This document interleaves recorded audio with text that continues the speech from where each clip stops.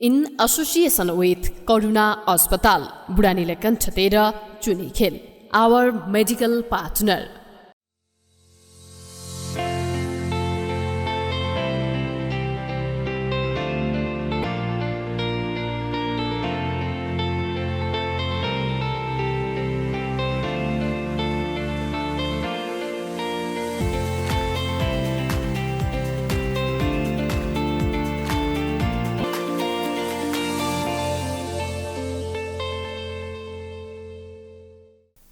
प्रसंग एक सवाल अनेकको आजको श्रृङ्खलामा यहाँहरूलाई हार्दिक स्वागत अभिवादन गर्दछु। म एलपी शर्मा।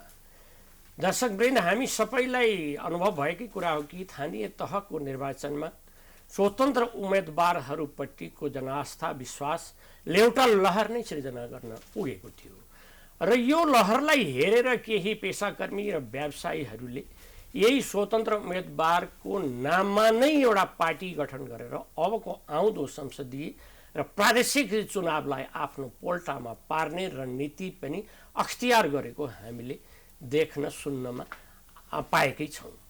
अब त्यसपछि यो जुन गठबन्धन सरकार छ, गठबन्धन सरकारमा मन्त्री परिषद हेरफेर यति पेचिलो बन्दैछ कि मन्त्री परिषद हेरफेर गर्नका लागि लगभग 3 हप्ताभन्दा बढी समय पार्टीले निर्णय गरिसक्दा पनि मन्त्रीमण्डलमा कुनै फेरबदल हुन सकेको छैन। उल्टै 4 मन्त्री र अन्य सांसदहरूले यो आफ्नो पार्टीको बैठक बोलाउनु पर्ने, संसदीय दलको बैठक बोलाएर निर्णय गर्नुपर्ने भन्ने कुराहरू पनि अत्यन्त जटिल बन्दै गइराखेको अवस्था छ। एकातिर सङ्घीय संसदको बजेट घोषणा भइसकेपछि पनि प्रादेशिक संसद र स्थानीय तहका बजेटहरू पनि यथासमयमा घोषणा भइसकेको स्थिति अवस्था जानकारीमा छ। अब यो अहिलेको जो प्रसङ्ग छ, यसै प्रसङ्गहरूलाई हामीले केन्द्रमा राखेर हामीले केही क्षण अन्तर्संवादको लागि हामीले एक विशिष्ट अतिथि आज आमन्त्रण गरेका छौँ, सोमत घिमिरे। उहाँ सङ्घीय, प्रादेशिक तथा स्थानीय तहका सरकारहरूको कार्य सम्पादन, कार्यशैली, नीति र व्यवस्थाका सम्बन्धमा गहिरो अध्ययन गर्नुहुन्छ, रुचि राख्नुहुन्छ र एक किसिमले विज्ञ हुनुहुन्छ, पूर्णतः जानकार हुनुहुन्छ। आज हामी यसै विषयलाई केन्द्रमा राख्छौँ र केही समय हामी अन्तर्संवादमा संलग्न हुनेछौँ। अब कुनै विलम्ब नगरी हामी उहाँलाई यस कार्यक्रममा हार्दिक स्वागत गर्दछौँ। स्वागत छ सोमत सर यस कार्यक्रममा। धन्यवाद। अब सोमत सर, हामी हाम्रो कार्यक्रमको प्रवेश बिन्दु यसैलाई बनाऊँ कि अघि भर्खरै मैले ओपनिङमा केही छोटो कुरा मैले बताएको थिएँ होइन, यो मन्त्रीमण्डल हेरफेरको कुरा चाहिँ नि इतिहासमै सबभन्दा बढी पेचिलो बन्न गयो। एउटा सत्ता गठबन्धनको एउटा घटकले 3 हप्ताभन्दा बढी समय मन्त्रीमण्डल हेरफेर गर्नु पर्यो भनेर दिएको कुरालाई कुनै सुनवाई नभइकन अहिले त थप जटिल बन्दै बन्दै बन्दै गइराखेको छ। यस्तो अवस्थालाई सरले कसरी हेरिराख्नु भएको? यसमा खासमा नेपाली राजनीतिमा एउटा के कुरा फुट्या छैन भने संसदीय दल र राजनीतिक पार्टीको सम्बन्ध के हो, मन्त्री को बनाउने को पठाउने भन्ने कुरा त्यो संसदीय दलको मामला हो कि राजनैतिक दलको मामला हो।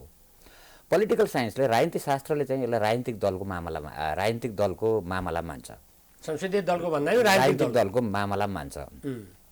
तर नेपालमा 7 सालदेखि बिपी र मातृकाको झगडादेखि अहिलेसम्म आइपुग्नुहुन्छ भने संसदीय मान्छे आफ्नो स्वार्थ अनुसार कुरा गर्ने चलन छ। अब जस्तो अहिले संसदीय दलमा माधवजी अल्पमतमा हुनुहोला, पार्न सकिन्छ कि भनेर मुद्दालाई संसदीय दलमा लान खोजिँदैछ र माधवजीलाई लाग्छ संसदीय दलमा जाँदा अप्ठ्यारो हुन्छ, त्यसो भएर म पार्टीबाट टुङ्ग्याउँछु, पोलिट ब्युरो उहाँको साथमा छ। त्यसो भएर यो हाम्रो राजनीति प्रणालीभित्र संस्थागत भइसकेका छैन हाम्रो राजनीति कि क्लियर संसदीय दलको भूमिका कति हो भन्ने कुरा। संसदीय दलको क्लियर भूमिका के हो भने संसदीय दलको नेता छान्ने, संसदहरूको क्षमता अभिवृद्धि गर्ने, संसदको कानुन निर्माणको प्रक्रियामा वा पार्लियामेन्ट्री प्रोसेस भन्छ त्यसमा भाग लिने हो। कुनै संसदीय दलले त्यस्तो गर्दैन दलको। तर हाम्रोमा यो अप्ठ्यारो पटक पटक देखिएको हो, धेरै पटकै देखिएको छ यो अप्ठ्यारो। तर अहिले चाहिँ माधवजीलाई यो अप्ठ्यारो परेको छ र यसले दलले संस्थागत हुन नसकेको एउटा हो। र अर्को के भयो भने मन्त्री भन्ने कुरा चाहिँ साह्रै नै धेरै लोभको कुरा बन्यो। अब कुनै लाज डर त्रास केही नपाइकन जानेहरू पनि जानै पर्ने, रहेकाहरू पनि रहनै पर्ने, छोड्न नमान्ने। राजनीतिमा हामीले जुन नैतिकता, राजनीतिमा जुन हामीले एउटा आस्था, इथिकल भ्यालुजहरू गुमाउँदै गएको प्रमाण पनि हो यो। अब यहाँ बाहिरतिर के भन्छन् भनेदेखि यो ठिक छ, प्रधानमन्त्री शेरबहादुर देउवाले पहिला त बजेट चलिराखेको छ, यसलाई पास हुन दिउँ भन्ने कुरा एक हदसम्म सही नै थियो, बजेट पनि पास भइसक्यो। अब त कमसेकम दलले निर्णय गरेको कुरालाई त उहाँले कार्यान्वयनमा लैजानु पर्थ्यो नि भन्ने कुरा चाहिँ बाहिरतिर आउँछ। तर यस्तो हुन्छ, शेरबहादुरले निर्णय त लैजानु पर्थ्यो आधिकारिक रूपमा, पार्टीले निर्णय गरेपछि। तर त्यो पार्टीभित्रको जुन किचलो देख्दा शेरबहादुरजीलाई पनि एकछिन यो मुद्दा होल्ड गरौँ भन्ने लाग्यो होला कि पार्टी त संसदीय दल र पार्टीको विवाद त छ, कतै प्रधानमन्त्रीले मन्त्रीमण्डल नियुक्त गरिदिने भने यो पार्टी नै धरापमा पर्ने हो कि, पार्टी फुटाउनै प्रधानमन्त्रीले मद्दत गर्यो भन्ने हो कि भन्ने पनि शेरबहादुरजीले त्यो पोलिटिकल म्याच्युरिटी पनि हेर्न पर्यो, त्यो इन्फर्मेसन पनि आएको होला, त्यो पनि हेर्नु पर्यो। खालि कानुनी कुरा मात्रै हेरेर पनि भएन, कतिपय कुरामा राजनैतिक परिपक्वताको पनि दृष्टिकोणले हेर्नु पर्यो। तर यो मुद्दा के हो भने टुङ्गिन चाहिँ टुङ्गिनु पर्यो। यस्तो यो गाईजात्रा यो धेरै लामो समय यसले पोलिटिकल म्यासेज चाहिँ साह्रै नै नराम्रो दियो। अब यसलाई यो विषयलाई यही छोडेर अब दोस्रो विषयमा जाऊँ। दोस्रो विषयमा मैले छोटो कुरा चाहिँ त्यहाँ राखेको थिएँ, जुन स्थानीय तहको निर्वाचनमा स्वतन्त्र उम्मेदवारहरूप्रतिको जुन जनउभार देखियो। अब यो 3वटा, एक महानगर, 3वटा उपमहानगर, 13वटा पालिकाहरू सहित गरेर लगभग 400 पालिकामा स्वतन्त्र उम्मेदवारहरूले यो विभिन्न पदहरूमा चाहिँ नि उहाँहरूले विजय हासिल गर्नुभएको छ। यो स्वतन्त्रमा आएको उभारलाई चाहिँ अबको सङ्घीय र प्रादेशिक चुनावमा चाहिँ क्यास गर्नको लागि र आफ्नो पोल्टामा पार्नको लागि एक पेसा र व्यवसायलाई नै तिलाञ्जली दिएर स्वतन्त्रकै नाममा पार्टी गठन गर्ने भनेर गयो। अब यो विषय चाहिँ कस्तो पहिला त स्वतन्त्रहरूले किन जिते भन्ने प्रसङ्ग छ हो, र दोस्रो यसले दिएर यसको म्यासेजमा अरूले जुन काम गर्न खोजिरहनु भएको छ हो त्यो प्रति छ। स्वतन्त्रहरूले जितेको चाहिँ चलन चल्तीका दलहरूप्रतिको विद्रोह हो। दलहरूले तिमीहरूको एजेन्डाहरू मिलेन भनेर जनताले भनेकै हुन्। उम्मेदवारी दिएको मिलेन, एजेन्डा पनि मिलेन, उम्मेदवार पनि तिमीहरूले कोठाबाट दियौ मिलेन, हाम्रो निकाल्यौ, हाम्रो इच्छा अनुसार भएन भनेर जनताले मौन रूपमा गरेको विद्रोह नै हो। विद्रोह भनेको सधैँ झन्डा बोकेर तोडफोड गरेर हुँदैन। यद्यपि थोरै ठाउँमै छ, मुख्य ठाउँहरूमा छ, थोरै ठाउँमै छ यो विद्रोह। तर यो राजनीतिक दल, मूलधारका राजनीतिक दलहरूप्रति, खास गरी काङ्ग्रेस एमाले र माओवादीप्रति यो एउटा ठुलो चुनौती हो। उहाँहरूले आफूलाई 3टा कुरामा रिभिजिट गर्नुपर्छ। एउटा एजेन्डाका हिसाबले, एउटा उम्मेदवार चयन प्रक्रियाका हिसाबले कसरी गर्ने हो निर्णय, र अर्को जनतालाई नेतृत्व र मोबिलाइजेसनको कुरा गर्दाखेरि कसरी जनता परिचालन गर्न सकिन्छ, कसरी स्थानीय मुद्दामा भन्ने कुरा सोच्नुपर्छ। तर अब अहिले जे तपाईँले कुरा गर्न खोज्नु भएको छ रवि लामिछानेप्रति इङ्गित होला जस्तो लाग्छ मलाई। स्पष्टै भनौँ, अलिकति यसलाई ब्याकग्राउन्डमा हेरौँ। बाबुरामजी नेपालको राजनीतिमा अपेक्षाकृत इमान्दार मान्छे हो। उहाँले एउटा नयाँ शक्ति बनाउँछु भनेर कोसिस गर्नुभयो। त्यो कोसिस मैले भनिरहेको छु, नेपाली राजनीतिमा बाबुरामजी अपेक्षाकृत इमान्दार हो, अपेक्षाकृत सङ्घीयता बुझेको मान्छे हो। अपेक्षाकृत भन्ने शब्द अपेक्षाकृत, तर उहाँको त्यो स्थिति भयो। रविन्द्रजीले 2-3 दिन नाटक देखाउनु भयो, 2-3 वर्ष। उहाँको नाटक पनि एकपटक फेसबुक र मिडियामा राम्रै चर्चा भयो, धेरै राम्रो स्थान पायो। तर अहिले अब रविजीप्रति मेरो धेरै टिप्पणी छैन। रविजीले पार्टी खोल्न पाउनु उहाँको नैसर्गिक अधिकार हो, पार्टीको नाम के राख्नुभयो त्यो पनि उहाँको कुरा हो। तर म रविजीप्रति एक लाइनमा के टिप्पणी गर्छु भने, न उहाँले हिजो कहिल्यै पत्रकारिता गर्नुभयो, न अब कहिले राजनीति गर्नुहुन्छ। उहाँले हिजो जे गर्नुभयो त्यो पत्रकारितामा दर्ज गर्न म तयार छैन, र अब जे गर्दै हुनुहुन्छ त्यो राजनीति गर्नुहुन्छ जस्तो मलाई लाग्दैन। उहाँको मैले त्यति मात्रै भन्छु। अरे खै ठिकै छ सर, अब यो उहाँले आफ्नो हक अधिकार भयो। अब निर्वाचन आयोग छ, निर्वाचन आयोगले पनि त्यो नाममा दर्ता गर्न मिल्ने नमिल्ने हेर्ला, आफ्नो निर्णय देला। तर केही स्वतन्त्रहरूले जित्यो भनेर पार्टीको नामै स्वतन्त्र राखेर भोट आउने होइन। किनभने मुख्य सवाल त्यो हो, अहिलेको जनता पोलिटिकल्ली लिटरेट भइसकेको छ, राजनैतिक रूपमा एक खालको लिटरेसी पुगिसकेको छ। राजनीतिक रूपमा लिटरेसी पुगेरै धरानमा हर्कजीले जित्नु भएको छ, राजनीतिक रूपमा लिटरेसी पुगेरै काठमाडौँमा बालेनजीले जित्नु भएको छ एक हदसम्म। त्यसो भएको हुनाले त्यो बडा काँचो अपरिपक्व काम हो भन्ने लाग्छ।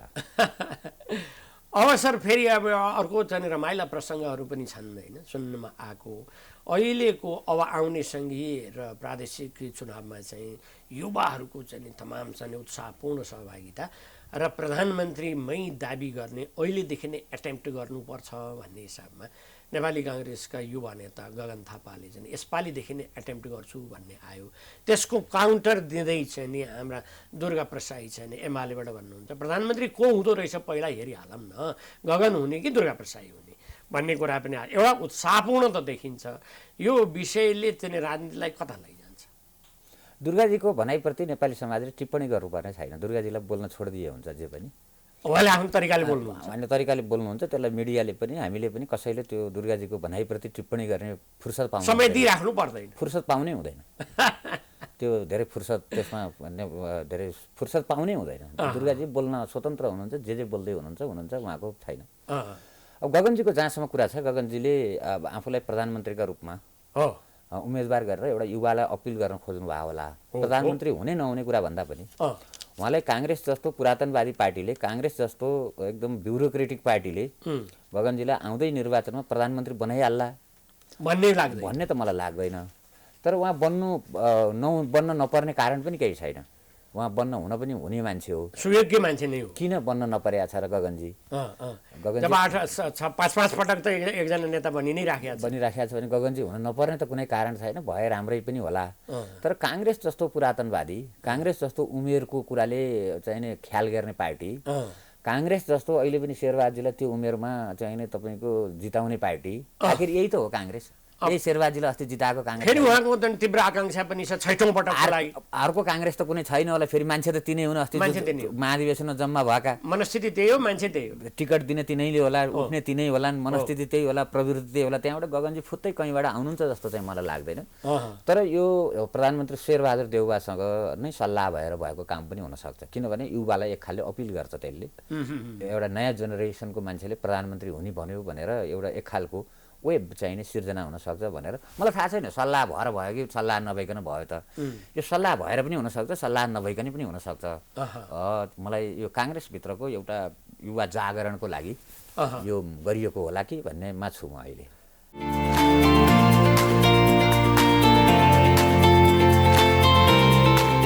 अब सरको आफ्नो विषयपट्टि सरलाई मैले लिएर जान्छु, किनभने यो प्रदेश यो सङ्घीय मामला को एउटा काफी जानकार हुनुहुन्छ, विज्ञ पनि हुनुहुन्छ। अब अहिले चाहिँ नि हामीले हेर्दाखेरि यसो गर्दा सङ्घीय सरकारले पनि सङ्घीय संसदमा बजेट पेस भयो, प्रदेश संसदमा बजेट पेस भयो र स्थानीय तहका लगभग सबै जसो भनौँ, केही छुटेका होलान्, सबैले आफ्नो बजेट भाषण गरे, बजेटहरू ल्याए, नीति कार्यक्रम ल्याए।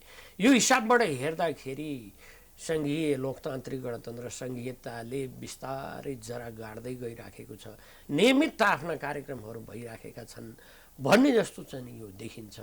तर आन्तरिक रूपमा उनीहरूले बजेट ल्याउँदाखेरि सरले अध्ययन गर्नु भएन, लगभग 6 महानगरले 53 अर्बभन्दा बेसीको बजेट चाहिँ नि यहाँ ल्याए। काठमाडौँले नै 5-6 अर्बभन्दा बेसीको बजेट ल्याए। बजेट यथार्थमा जति खर्च हुनुपर्छ, जति खर्च गर्न सकिन्छ त्यति ल्याउने भन्ने मनसुबा भन्दा धेरै माथि गएर ठुलै ल्याउनुपर्छ भन्ने छ कि कस्तो छ? यसपालिको ट्रेन्ड कस्तो हो? यसमा सरले कसरी अध्ययन गर्नु? बजेटलाई विश्लेषण गर्न दुई प्रकारले गर्नुपर्छ। एउटा चाहिँ बजेटको प्राथमिकतामा र अर्को बजेटको खर्च गर्ने तरिकामा। अब अहिलेको प्रादेशिक बजेट हेर्नुहुन्छ भने तपाईँले 50% खर्च गर्ने एउटा प्रदेश पनि छैन। तर बजेट अहिले पनि ठुलै आकारमा आइरहेछ। हामीले के कुरा चाहिँ सिक्न सकेनौँ भने कि हाम्रो खर्च किन भएन, प्रादेशिक रूपमा हामीले खर्च गर्न किन सकेनौँ, कहाँ चुक्यौँ भन्ने कुरा चाहिँ अहिले पनि हाम्रो धेरै विश्लेषण हुन सकेन। स्थानीय सरकारको र अर्को प्राथमिकतामा हामी चुकिरहेछौँ। जस्तो अहिले सङ्घीय सरकारको कृषिमा बजेट चाहिँ बडो प्राथमिकतापूर्ण छ। किसान पेन्सनको कुरा छ, कृषि औद्योगिकरणको कुरा छ। अब अरू धेरै नयाँमा केही छैन। कृषिको प्राथमिकता आयात प्रतिस्थापनकै कुरा छ। तर आयात प्रतिस्थापनको लागि सङ्घीय सरकारले एउटा काम गर्ने हो। सङ्घीय सरकार र प्रादेशिक सरकार र स्थानीय सरकारको भूमिका अब कसरी डिफाइन हुन्छ? बजेटमा कृषिमा बजेट राम्रो छ, मैले भनिहालेँ, एकदम राम्रो छ। तर यो बजेटलाई इम्प्लिमेन्ट गर्नका लागि, यसलाई चाहिँ कार्यान्वयन गर्नका लागि कस्तो संरचनागत व्यवस्थापन गरिन्छ, कसरी भ्यालुज दिइन्छ अरूहरूलाई प्रदेशलाई स्थानीय सरकारलाई भन्ने चाहिँ बजेटमा खुल्दैन। र अर्को तपाईँको प्रदेशले आफ्नो संस्थागत विकास गर्न सकेन।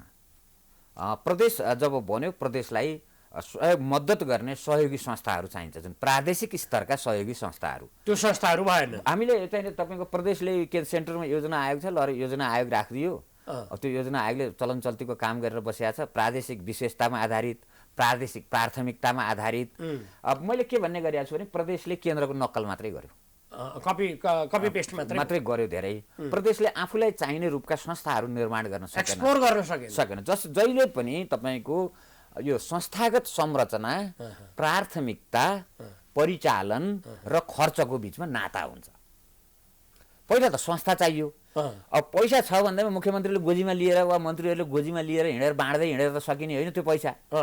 त्यसका लागि त संस्थागत स्वरूप नै हाम्रो प्रदेशले लिएन, नम्बर 1। र प्रदेशले प्रादेशिक विशेषतालाई धेरै ख्याल गर्न सकेन। हामीले भने त संघीयता हामीलाई चाहियो त, किनभने नेपाल डाइभर्स छ, विविधता छ। 1 नम्बरमा जे काम गर्नुपर्छ त्यो सुदूरपश्चिममा नपर्ला, अर्कै काम गर्नु पर्ला। 1 नम्बरको जुन प्राकृतिक स्रोतको उपलब्ध, 1 नम्बरको औद्योगिकरण र 7 नम्बरको 6 नम्बरको औद्योगिकरणको मोडेल फरक होला। 1 नम्बरको वा 2 नम्बरको रोजगारीको प्रक्रिया र 6 र 7 नम्बरको रोजगारीको प्रक्रिया फरक होला भनेर त्यो डाइभर्सिटीलाई एड्रेस गर्न संसारमा संघीयता जन्मिया हो। केन्द्रीय राजनीतिबाट डाइभर्सिटी एड्रेस भएन, विविधतालाई। तर अहिलेका कार्यक्रम हेर्ने हो भने विविधतामा आधारित छैनन्, अहिलेका कार्यक्रम हेर्ने भने एकरूपतामा आधारित छन्, उस्तै सेम ढाँचाका छन्। त्यसो भएर मलाई भन्छु एकरूपताको कार्यक्रम गर्न हामीले संघीयता ल्याएकै होइनौँ, एकरूपताको नीति बनाउन हामीले संघीयता ल्याउन परेकै होइन। संघीयता ल्याउन परेको हाम्रो आफ्नो चाहिँ विविधता छ, विविधता अनुसारको विकास छ, आफ्ना भाषा संस्कृति छन्, आफ्नो विकासको आफ्नो तरिका छ, त्यो फरक छ है भनेर हामीले ल्यायौँ। प्रदेशले त्यो गर्न सकेन। र म प्रदेशले गर्न नसकेको माने के भन्छु भने हामीले पोलिटिकल कमिटमेन्ट, एक खालको संवैधानिक कमिटमेन्ट गऱ्यौँ संघीयताप्रति। हामी संवैधानिक रूपमा एकदम प्रतिबद्ध छौँ, संघीयतालाई हामीले बडो ख्याल गरेका छौँ। हाम्रो संविधान धेरै अलिकति अस्पष्ट भए पनि धेरै कुरामा स्पष्टै छ, केही कुरा साझा अधिकारका सूचीमा अस्पष्ट छैन। साझा अधिकारका सूचीलाई चाहिँ 5 वर्षसम्म हाम्रो सङ्घले प्रदेशले कसैले फुटाउने काम गरेनौँ हामीले। 5 वर्ष भनेको धेरै लामो समय हो, धेरै लामो समय, त्यो क्लियर कट हुनु पर्थ्यो। तर त्यो क्लियर कट हुन सकेन, यो हाम्रो बडो दुर्भाग्य हो। साझा अधिकारको सूची 5 वर्ष राखिरहनु हुन्छ, साझा अधिकारको सूची चाहिँ 1 वर्षभित्र टुङ्ग्याउनु पर्ने थियो। एउटा आयोग बनाएर, एउटा कार्यदल बनाएर, त्यो धेरै ठुलो काम थिएन। हेर्नुहोस्, एउटा आयोग, सरकारले एक्सपर्टहरूको आयोग बनाएर 1 वर्षमा साझा अधिकारको कार्यसूचीलाई चाहिँ ट्याक्कै चाहिँ सम्बोधन गर्न सक्थ्यो। त्यो प्राथमिकतामा परेन, यो दुर्भाग्यपूर्ण छ। तर केही अधिकारहरू अहिले पनि स्पष्टै छन्, फेरि साझा अधिकारका बाहेक अरू अधिकारहरू स्पष्टै छन्। र तपाईँको अब अर्को स्थानीय सरकारमा आइपुग्दाखेरि स्थानीय सरकार चाहिँ बडो अप्ठ्यारोमा छ। स्थानीय सरकारको अप्ठ्यारो के छ भने, मैले अहिले पनि भने कि हामीले संवैधानिक रूपमा स्वीकारिएको संघीयतालाई जब राजनैतिक नेतृत्वले र राजनीतिले पोलिटिकल कमिटमेन्ट पुग्दैन, त्यसपछि त्यो लरबराउँछ, त्यो लरबराउँछ र अहिले लरबराइरहेछ। र स्थानीय सरकारले कसैको पनि सहयोग पाएन यो 5 वर्ष। संघीय सरकारको पनि धेरै सहयोग पाएन, त्यो सशर्त अनुदान लैजाऊ, प्रदेशले पनि पाएन, स्थानीयले पनि पाएन। प्रदेशले पनि पाएन, प्रदेशले त लिन सकेन भन्छु म। पाएन भन्दा नि आफैले चाहिँ लिन सकेन। प्रदेशले चाहिँ आफूले लिने कुरा हो, प्रदेशलाई कसैले चाहिँ दिने कुरा थिएन। तर स्थानीय सरकारको हक के थियो भने प्रादेशिक र संघीय सहयोग उसले पाउनु पर्थ्यो, त्यो चाहिँ पाएन। त्यो पोलिसीका हिसाबले, पोलिटिकल हिसाबले, संस्थागतका हिसाबले, किनभने स्थानीय सरकारसँग विज्ञ जनशक्ति पनि छैन। तपाईँको एक खालले भन्यो भने स्थानीय सरकारसँग अनुसन्धानकर्ताको चाहिँ छैन, केही ठाउँ छैन, प्लानिङ एक्सपर्टहरू छैनन्, नेचुरल रिसोर्स एक्सपर्टहरू छैनन् नि धेरै। स्थानीय सरकारले त चलन चल्तीका कर्मचारी राखेर निर्वाह गरिरहेछ भनेपछि त्यो हिसाबले खास गरी स्थानीय सरकारलाई 2टा सहयोग गर्नुपर्छ, प्रदेशले र तपाईँको 3टा सहयोग गर्नुपर्छ, संस्थागत, वित्तीय र विज्ञ सहयोग। संसारमा, नेपालमा मात्रै होइन, होइन स्थानीय सरकारले सक्दैन न। यहाँ स्थानीय सरकारले त्यो कुरा भन्न सक्यो, न उनीहरूले दाबी गर्न सके कसिएर, र न सङ्घ र प्रदेशले यो कुरा बुझ्यो। कहिलेकाहीँ प्रदेशले त अझ स्थानीय सरकारलाई आफ्नो प्रतिस्पर्धी जस्तो ठान्दैन। अब हाम्रो मुख्यमन्त्रीजीहरूले कहिलेकाहीँ हामीले भनेको स्थानीय सरकारै मान्दैन भने जस्तो गर्दैन। खास गरी अब यो हाम्रो 5 नम्बरको मुख्यमन्त्री शङ्करजीले चाहिँ एउटा पब्लिक प्रोग्राममै भन्नुभयो, यो स्थानीय सरकार त अलि छाडा हुने हुन् कि बरु मुख्यमन्त्री त संसदीय दलबाट हेरफेर हुन सक्छ, स्थानीय सरकार त जिते भनेपछि अब हामीले सङ्घीयता खोजेको स्थानीय सरकारको सङ्घीय प्रादेशिक सरकारको अरन खटनमा चल्ने, आदेशमा चल्ने, जी हजुरीमा चल्ने स्थानीय सरकार हामीले खोजे होइन। संविधानले तिनटै तहलाई चिन्छ, तिनटै सरकारलाई चिन्छ, स्पष्ट रेखाङ्कन गरेकै छ। र तिनटा ठिक छ, प्रादेशिक सरकार वा सङ्घीय सरकारसँग ठुला गाडी घोडा होला, ठुला घरमा बस्नुहुन्छ होला नेताजीहरू, आवास सुविधा राम्रो होला, तर स्थानीय सरकारसँग छैन होला। स्थानीय सानो घरमा बस्लान्, साना गाडी चढ्लान्, उस्तै परि गाडी नचढ्लान्, मोटरसाइकल पनि जालान्। तर कुरा के भने संवैधानिक रूपमा चिनिएको सरकार हुन् तिनै तह, तिनै तहका सरकारको वास्तवमा ठुलो सानो होइन, आफ्नो भूमिका छ। र त्यो फेरि अर्को कुरा, राजनीतिक दलहरूले पनि स्थानीय सरकारलाई फेसिलिटेट गर्न सकेनन्, गरेपछि जिती खाऊ भने जस्तो। स्थानीय सरकार आफ्नो दललाई त भन्न सकिन्थ्यो नि त, यता हो है अबको दिशा भन्न सकिन्थ्यो, कसैको पनि त्यो दिशामा रुचि नै भएन, इन्ट्रेस्टै भएन। स्थानीय सरकार एउटा त्यसको शिकार बन्यो। र दोस्रो अप्ठ्यारो स्थानीय सरकारको आफ्नो अप्ठ्यारो चाहिँ के रह्यो भने कि कर्मचारीको सहयोग पाएन। कर्मचारी स्थानीय सरकारप्रति उत्तरदायी हुनुपर्ने नै छैन, किनभने सङ्घीय व्यवस्थापन छ कर्मचारीको, सङ्घले कानुनै नबनाएको, तपाईँको कानुन नभएको कर्मचारी पठाइदिन्छ। अब सङ्घले त्यो टिएरेन भने अर्को पालि अर्को आउँछ भनेपछि आखिरी हेर्नुहोस्, राजनीतिलाई सहयोग गर्ने अङ्ग भनेको मूल रूपमा ब्युरोक्रेसी हो। मैले के भन्ने गरेको छु भने जति राम्रो कृषि नीति ल्याउनुहोस् गाउँमा जाने त जेटिए हो, जति राम्रो शिक्षा नीति ल्याउनुहोस् गाउँमा पढाउने त शिक्षाको, कृषि विज्ञ गएर गाउँको माटो चाहिँ हातमा निकालेर त हेर्दैन भनेपछि त्यो कर्मचारी वा त्यो सेवालाई प्रदायक गर्न, त्यो सेवालाई प्रदान गर्न स्थानीय सरकारले सेटअप पाएन भन्छु म। एकातिर पोलिसी सेटअप पनि नभएको अवस्था पर्यो यो 5 वर्ष, अर्कोतिर ब्युरोक्रेटिक कर्मचारीको सहयोगीहरूको सेटअप पनि नभएको अवस्था पर्यो। एउटा अप्ठ्यारो त्यहाँनिर पर्यो स्थानीय सरकारलाई। र स्थानीय सरकार आफै चिप्लिएको चाहिँ कहाँनिर हो भने यी दुईटा अरूका कारणले परेको अप्ठ्यारो भयो। आफू चाहिँ आफ्नो विकास प्राथमिकतामा चिप्लियो। विकास प्राथमिकता कहाँनिर विकास के हो र प्राथमिकता केलाई दिने भन्ने कुरामा स्थानीय सरकार चिप्लियो। उही पुरानै टावर भयो, बाटो बनाउने, दोहन गर्ने, त्यति त्यो कहाँनिर चिप्लियो भने स्थानीय सरकारको काम भौतिक पूर्वाधारको विकासै होइन सङ्घीयतामा। स्थानीय पूर्वाधार खर्चिलो छ हेर्नुहोस्। पूर्वाधार त एउटा स्कुलको बिल्डिङ बनाउनु पर्यो भने 5 करोड लाग्छ, 5 करोड। एउटा बाटो 2 किलोमिटर कालोपत्रे गर्नु पर्यो भने कति लाग्छ?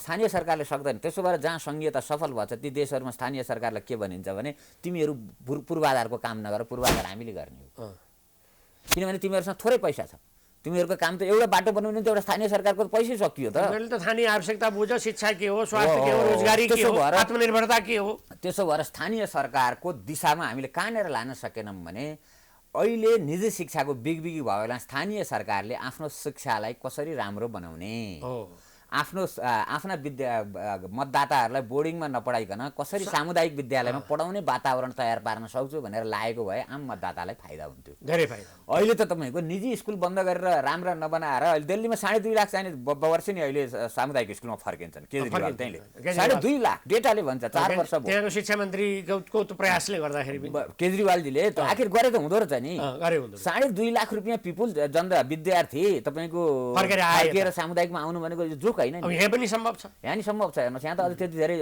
अर्बन एरियामा हो, हाम्रो रुरल एरियामा त त्यति धेरै बोर्डिङले जरा नि गाडिया छैन।